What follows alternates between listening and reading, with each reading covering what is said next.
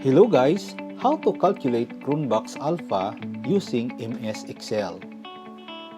But before that, unsa ba din ang CRONBACH'S alpha?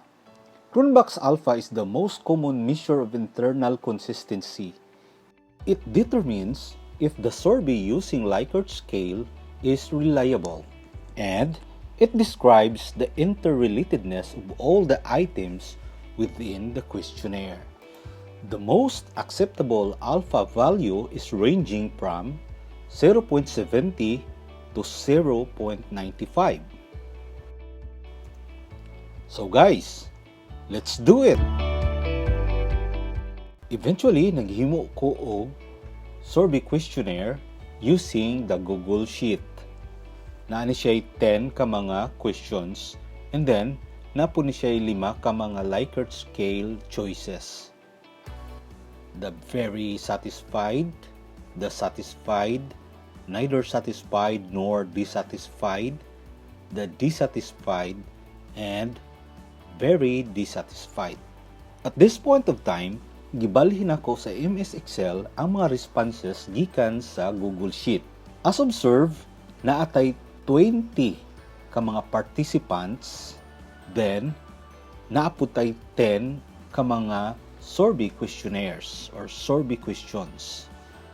Ang atong mga questions nagbase sa 5 ka choices nga very satisfied, which is 5, satisfied 4, neither satisfied nor dissatisfied 3, dissatisfied 2, and very dissatisfied 1. Let's try to calculate the CRONBACH'S alpha. But before that, ato sa nga iset ang atong computer. First, click File, then click Add-ins. Then after clicking Add-ins, click Go. Then makakita ta diha og ni pop up. Then click Analysis Toolpack. And there you have it. Naa na tay ginatawag nga data analysis nga nadugang sa setting sa atong computer. At this time, i-click na to ang data analysis. Then scroll down, pangitao na to ang ANOVA two-factor without replication. Let's click OK. After clicking OK, naana day gitawag nga input range. So sa input range, ato lang simply i-highlight na to ang tanan nato nga responses. I-highlight na to. Okay, then dinhidente sa output range. Sa output range, ato siyang ibutang diri sa letter A. Diha ubos. And click OK. And there you have it. Na natay result. Pero dili pa ni siya ang CRONBACH'S alpha. Ang pinaka-importante ani nga data so that ma-compute na to ang CRONBACH'S alpha is this one. Kining mean squared, MS, mean squared.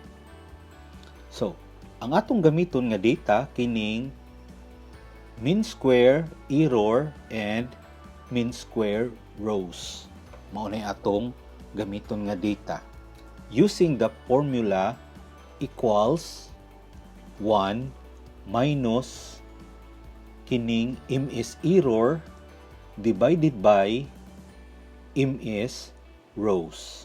As simple as that. Click enter. And nanatay result. This is now our CRONBACH'S alpha, which is 0.884 or 839. Again, atong dumdumon nga ang acceptable value or alpha value must be 0.70 to 0.95. Okay, thank you for watching. I hope magamit ni ninyo sa inyong mga research. Keep safe everyone.